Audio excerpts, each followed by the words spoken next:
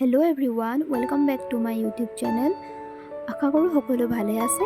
যেহেতু এতিয়া পূজাৰ বতৰ আৰু পূজাৰ বতৰত জেলেপি নাখালে কিবা পূজাই আধৰুৱা যেন লাগে নহয়নে বাৰু? সেইবাবে একেবাৰে সহজতে কেনেদৰে হোটেলৰ দৰে জেলেপি বনাব পাৰি তাকে দেখাওঁ বুলি ভাবিলোঁ। অনুগ্ৰহ কৰি ভিডিঅ'টো শেষলৈকে চাব আৰু যিসকলে মোৰ চেনেলটোলৈ প্ৰথম আহিছে চেনেলটো ছাবস্ক্ৰাইব কৰি দিব। মই 1 কাপ ময়দা লৈছোঁ। ময়দাখিনি মই আগতেই চালি ল'লোঁ। আপোনালোকেও ভালদৰে ময়দাখিনি চালি ল'ব। ইয়াতে 1 চামুচ ঘি দিছোঁ। ময়দা আৰু ঘিখিনি এতিয়া ভালদৰে মিলাই ল'ম।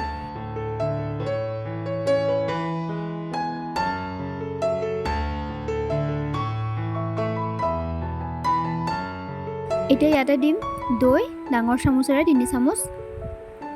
মই টেঙা দৈ ব্যৱহাৰ কৰিছোঁ, আপোনালোকেও টেঙা দৈয়ে ব্যৱহাৰ কৰিব। এতিয়া এইখিনি ভালদৰে মিক্স কৰি ল'ম।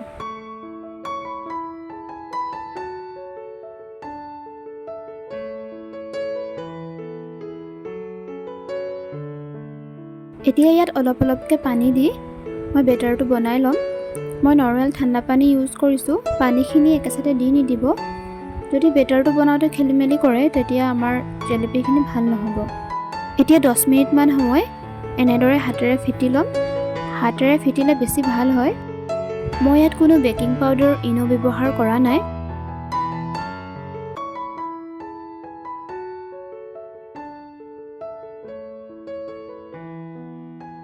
এতিয়া বেটাৰটো এদিনৰ কাৰণে ঢাকি থৈ দিম ফাৰ্মেণ্ট হ'বৰ কাৰণে। 24 ঘণ্টাৰ পাছত ঢাকনখন গুচাই বেটাৰটো চামুচেৰে এনেকৈ মিলাই ল'ম। এয়া চাওক, বেটাৰটো ধুনীয়াকৈ ফাৰ্মেণ্ট হৈ গ'ল। বেটাৰটো অলপ ডাঠ নিচিনা লগাৰ বাবে পানী অলপ দি আকৌ 10 মিনিটমান সময় ভালদৰে ফেটি ল'ম। এইটো মন কৰিব, বেটাৰটোৰ কনচিষ্টেঞ্চিটো একেবাৰে পাতলো হ'ব নালাগে আৰু একেবাৰে ডাঠো হ'ব নালাগে।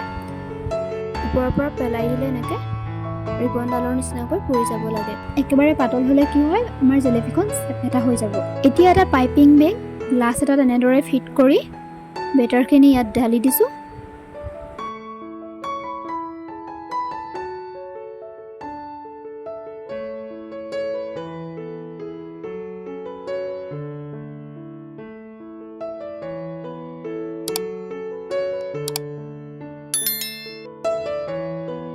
এইটো ৰাবাৰ এডালে বান্ধি লৈ আগটো অকণমানকৈ কাটি ল'ম।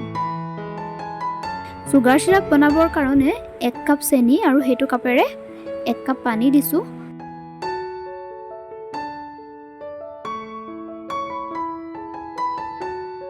চেনিখিনি মেল্ট হোৱাৰ পিছতে ইয়াতে দিম 2 চামুচ নেমু ৰস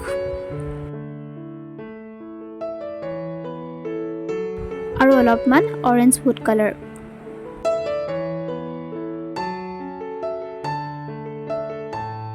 এইখিনি অলপ উতলাৰ পিছতে চুগাৰ চিৰাপখিনি চেক কৰি চাম।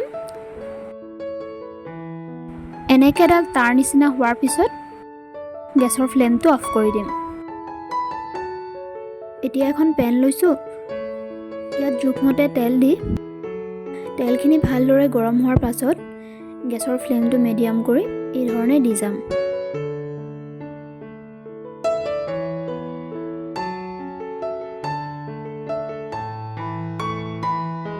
চাওক, এনেদৰে ঘূৰাই ঘূৰাই দি যাব। এইটো প্ৰচেছতে গোটেই জেলেপিখিনি এনেদৰে ফ্ৰাই কৰি ল'ব।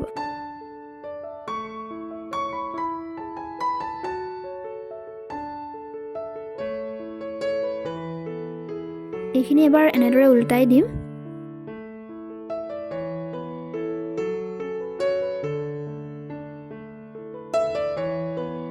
এতিয়া চুগাৰ চিৰাপত জেলেপিখিনি দি দিম। চুগাৰ চিৰাপত গৰমে গৰমে জেলেপিখিনি দিব, তেতিয়াহে চুগাৰ চিৰাপে এবজৰ্ব কৰি ল'ব।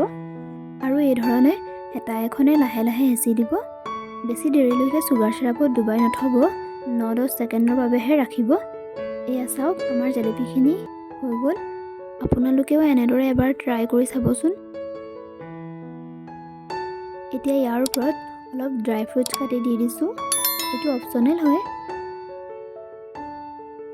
আপোনালোকক ভাঙি দেখাই দিছোঁ কেনেকুৱা হৈছে ন। এয়া চাওক, কিমান ক্ৰিস্পি হৈছে। যদি ভিডিঅ'টো চাই ভাল লাগিলে তেনেহ'লে লাইক, কমেণ্ট আৰু শ্বেয়াৰ কৰিবলৈ নাপাহৰিব। আৰু আপোনালোকলৈও শাৰদীয় দুৰ্গোৎসৱৰ বহুত বহুত শুভকামনা থাকিল। ধন্যবাদ।